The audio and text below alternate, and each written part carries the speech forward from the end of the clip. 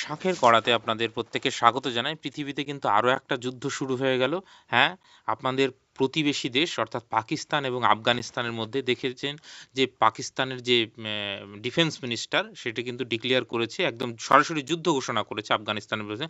Pakistan defence minister Khawaja Asif declare the country is in a state of war, অর্থাৎ একদম সরাসরি যুদ্ধ ঘোষণা করছে, কিন্তু কোনো মানে ছোটখাটো ঝামেলা নয়, কিন্তু সরাসরি আফগানিস্তানের বিরুদ্ধে যুদ্ধ ঘোষণা করছে। এরা আপনারা দেখতেই পাচ্ছেন, গতকাল আফগানিস্তান এর আগেও বম্বিং করেছে।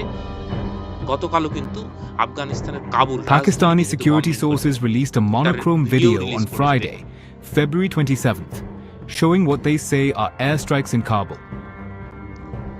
তো এই যে একটা নতুন করে যুদ্ধ কেন, এর পেছনের ঘটনাটা যদি দেখেন তাহলে এই দুই দেশের মধ্যে কিন্তু সেই ঘটনা সীমাবদ্ধ নেই। আপনারা যদি দেখেন যে মূল সমস্যাটা শুরু হয় যে Trump wants Bagram airbase back, অর্থাৎ বাগরাম এয়ারবেসটা ট্রাম্প কিন্তু নিতে চাইছে। এইবার বাগরাম এয়ারবেস কোথায়, এইখানে দেখতে পাচ্ছেন এই বাগরাম এয়ারবেস।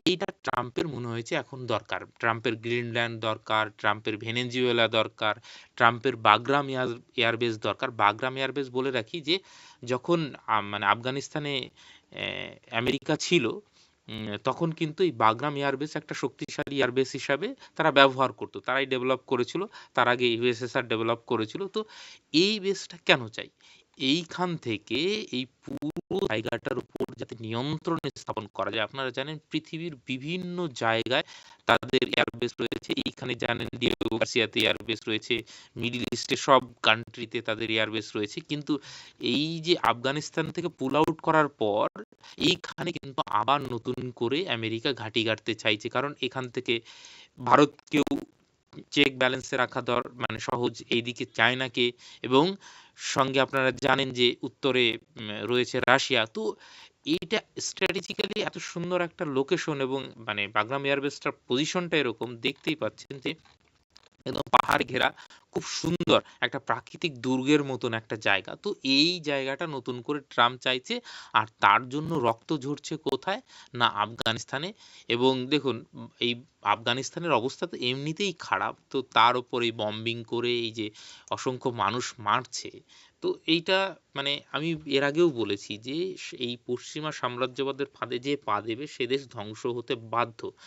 পাকিস্তান বারবার পা দিয়েছে। কিছুদিন আগে খোয়াজা আসিফ নিজে বলেছিল যে পাকিস্তান কে মানে টয়লেট পেপারের থেকেও খারাপভাবে ব্যবহার করেছে আমেরিকা, অথচ তাদেরই আবার মানে হয়ে যুদ্ধ করছে বা করছে। তো এই হচ্ছে পাকিস্তান। পাকিস্তান নিজে চাইলেও কিন্তু সেই জায়গা থেকে বেরোতে পারবে না। তো এই যে মানে যুদ্ধের যে কিছুটা প্রভাব সেটা কিন্তু আমাদের উপর মিডিল ইস্টের অবস্থা কি করে রেখেছে। আপনারা জানেন যে ইরানের উপর যদি হামলা করে তাহলে তার প্রভাব আমাদের এখানে এসে পড়বে, তাই না? কারণ তেলের দাম বাড়বে, এমনিতেই আমরা তেল কিনতে পারছি না ইরানের কাছ থেকে, সেই জন্য। তো এই যে সমস্যাগুলো গোটা বিশ্বেই আমেরিকা সমস্যা, এবং এই এই হনুমান মুখ লোকটা কিন্তু সমস্যা করে রেখেছে, এবং যত সমস্যা দিন যাচ্ছে সমস্যা কিন্তু আরো বাড়াচ্ছে, একটার পর একটা কিন্তু যুদ্ধ বাড়াচ্ছে। তো এইটা জিওপলিটিক্যালি একটা মানে গুরুত্বপূর্ণ ঘটনা হতে পারে। যদি বাগরাম এয়ারবেস আবার আমেরিকা নেয় তাহলে কিন্তু আবার এই জায়গাটা, এই রিজনটায় আমেরিকা কিন্তু, এবং আপনারা যেমন জানেন যে বাংলাদেশেও তারা এয়ারবেস বা সামরিক ঘাঁটি তৈরি করতে চাইছিল। তো তার এত ইন্টারেস্ট কিসের যে সব জায়গায় তাদের সামরিক ঘাঁটি লাগবে। তো এই হচ্ছে আমেরিকা এবং আমেরিকান সাম্রাজ্যবাদ। তো যে সেই নিয়ে কথা বলেছিলাম বলে আমার চ্যানেল হয়ে যেন গ্রো হয় না। তো যাই হোক, সে না হোক না হোক, কিন্তু এর বিরুদ্ধে আমাদের অবশ্যই সবসময় সচেতন থাকতে হবে। এই সাম্রাজ্যবাদ মানে পশ্চিমী সাম্রাজ্যবাদ কখনোই কিন্তু কোনো দেশে শান্তি ফিরিয়ে আনতে পারেনি, এইটুকু একদম নিশ্চিত। ইতিহাস উঠিয়ে দেখুন, এই সাম্রাজ্যবাদ বিভিন্ন দেশকে ধ্বংস করেছে এবং তার উপর মুনাফা তুলেছে আমেরিকান যে সমস্ত বড় বড় মাল্টি জায়ান্ট কোম্পানি এবং যে সমস্ত অস্ত্রশস্ত্র এবং বিমান যারা বানায় তারা।